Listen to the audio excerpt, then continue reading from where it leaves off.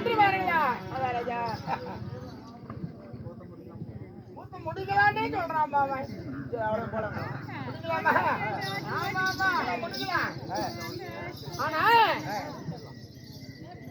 என்னுடைய நாமதேன என்னவென்று தெரியுமா? என்னங்க? கிருபாச்சாரி. கிருபாச்சாரி. ஆமா. சரி சரி. அப்படி கிருபாச்சாரியாக இருந்தாலும் என்னுடைய தாயின் தந்தை யாரு? யாருங்க? ஆனா என் தந்தையோ சரித்துவ மகாமுனிவர். சரித்துவ மகாமுனிவர். ஆமா. சரிங்க. என் தாய் யாரு? யாரு? ரொம்ப ஊர்வசி மேனகை என்று சொல்லக்கூடிய என்னுடைய தாயோ மேனகை. மேனகை.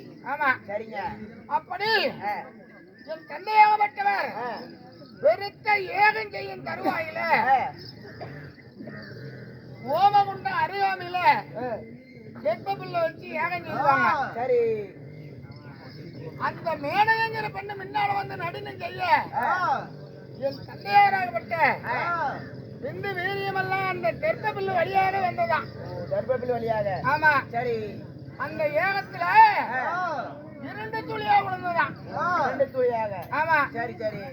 அந்த 2 துளியா விழுந்தது ஒரே ஞாபகார்த்தமா இருக்கணும் 2 பேருக்கும் அப்படின்னு கிருபாச்சாரி என்றும் கிருபி என்றும் பேர் வைத்து 4 மேடி பொழுதோறு வண்ணமாக வளர்ச்சி வாழவும் செய்து ஆளான பருவத்துல நாங்க சுகசேமத்தோடு இருக்கிறோம்.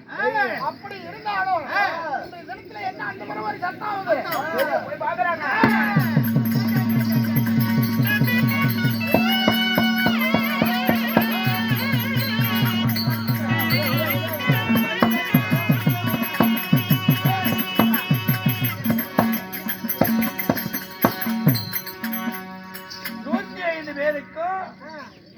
கத்து கொடுத்தாச்சு.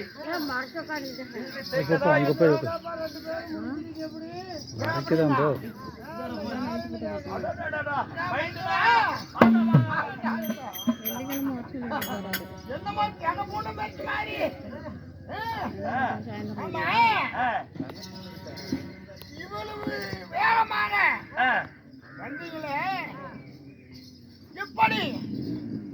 காலையில மலரக்கூடிய செந்தாமரை போல இருக்கக்கூடிய ஒரு முகாரவிந்தமாகப்பட்டது இந்த தினத்திலே ஐயவாடி நல்லா இருப்பாதென்ன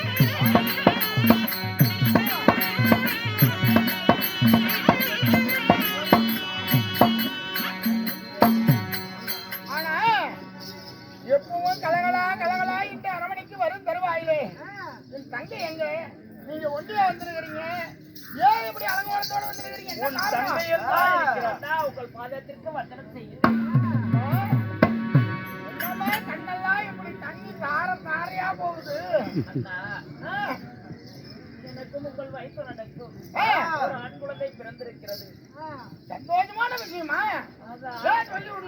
குழந்தைக்கு பால் இல்லாமல் போய்விட்டதே அண்ணா.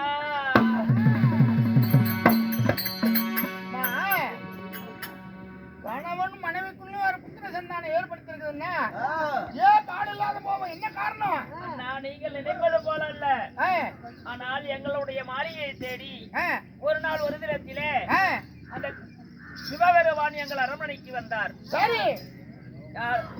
ஆண்டி ரூபத்திலே வரும் பொழுது ஆனால் என் கணவர் சொன்னார், தேவி இந்த சன்னியாசி வந்திருக்கிறார், இவர் மனம் போனாமல் சாதம் பரிமாற வேண்டும் என்று சொல்லிவிட்டு இவர் தானபானம் முடிக்க சென்று விட்டார். சரி. அப்படி போன பிறகு அந்த முனிவராகப்பட்டவர் என்னவென்று கேட்டார்.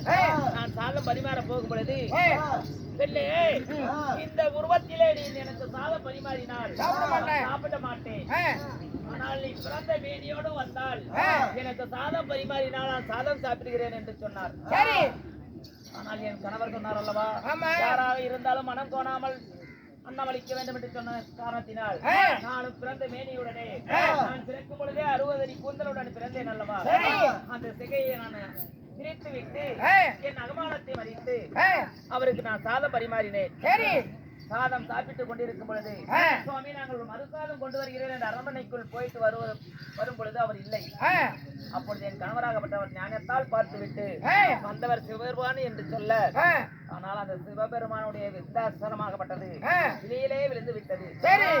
இந்த விந்தையுடன் இந்த சாதத்தை மீதி சாதத்தை நீ சாப்பிடம்மா என்று சொன்னார்.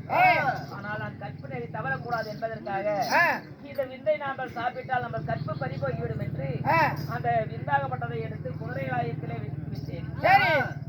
குதிரை ஆயத்திலே வைத்தவுடன் அந்த குதிரை எடுத்து சாப்பிட்ட உடனே விசிப்பிண்டம் ராத்தங்காது என்பதற்கேற்ப அதே இடத்திலே அந்த இடத்திலே குழந்தை பிறந்தது. 3.25 நாள்ல குழந்தை ஜனனமாயிருச்சு பிறந்துருச்சு. சரி, அந்த குழந்தைக்கு பால் இல்லாமல் தானா நாங்கள் நாடு நாடாக வீடு வீடாக சென்று நாங்கள் கேட்டு வருகிறோம். அண்ணா சப்பு சப்புன்னு அடிச்சு விடுவேன். என்ன பேசிட்டு இருக்கிற? உத்தர சந்தானம் இல்லன்னு நீ அடிக்கிறதா கூட நல்ல அடி அடிச்சு விடு. பையனுக்கு மட்டும் பால் கொடுடா. அப்ப நான் என்ன இதுல பண்ண முடியாது. அதனால இந்த அஷ்டாபுரத்துல அனைவற்ற பேர்களும் கல்வி அறையில் சென்று பாடங்களை படித்து அரண்மனை திரும்புவது வழக்கம். அதாவது படிச்சு யானை ஏற்றம், குதிரை ஏற்றம் அனைத்தும் கற்று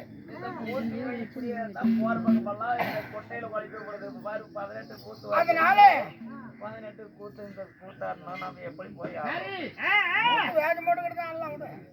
அதனால இப்போது நம்மளுடைய மைத்திரி இடத்துல சென்று அங்க போனா இதால எனக்கு ஒரு விமோசனம் கிடைக்காதா அப்படின்னு வந்திருக்கிறீங்க. அம்மா, இதுக்கு அனைத்துமே நான் நன்கு அறிந்த ஞானத்தால் யோசித்து பார்த்து, ஆனா நான் அது உபகாரம் செய்கிறேன். அந்த இடத்துல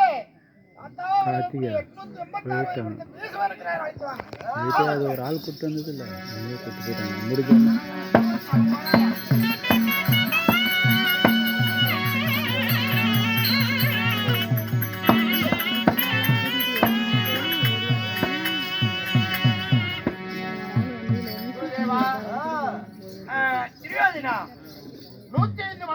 எங்களுக்கு வில் பயிற்சி, யானை ஏற்றம், குதிரை ஏற்றம், கதாய பயிற்சி, மல்யுத்தம் அனைத்துமே எங்களுக்கு கற்றுக் கொடுத்தீர்கள். உண்மைதான், உங்களிடத்துல நாங்க அனைத்து வித்தையும் கற்றுக்கொண்டோம். யாவற்ற பேரும் 105 பேரும் தலைச்சிறந்த மாணாக்கராக தான் இருக்கிறீங்க. இருந்தாலும் உங்களுடைய முகார வந்தங்களை பார்க்க சொந்த முகமாக வாடிய முகமாக இருக்கிறீர்கள். என்ன விஷயம் தெரியாதுனா, அதாவது பாஞ்சால நாட்டை ஆட்சி செய்து வரக்கூடிய பாஞ்சால மன்னன் என் பாலா பருவத்தினுடைய நண்பன். சரி, அவனுக்கு வேண்டுமான வித்தையை கற்றுக் கொடுத்தேன். உனக்கு வேண்டுமான உபய செய்யறேன்னு பால பருவத்தில்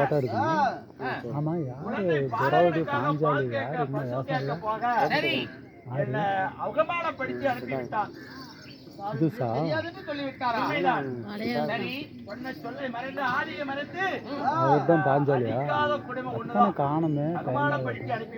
சரி, வேஷம் கிடைக்காத.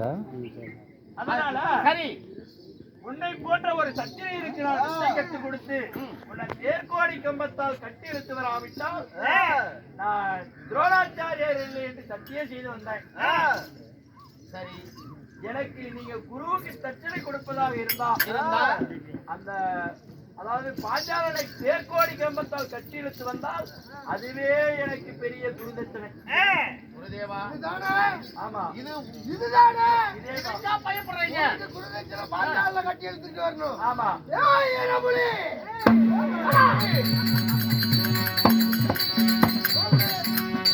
உடனே பாஞ்சால தேசம் செல்ல வேண்டும். பாஞ்சாலனை தேர்கோடி கம்பத்துல கட்டி குருவுடைய பாதத்துல கொண்டு வந்து தள்ள வேண்டும். அவ்வளவுதானே? ஆமா. நீங்கள் சொல்லி கொடுத்த வித்தை சர்வ சாதாரணமா உங்கள் பாதத்தில் என்ன எங்க வேணாலும் கொண்டு வந்து போடுங்க. வந்தாலும் சம்பாவனை அப்படியே ஆகட்டும்.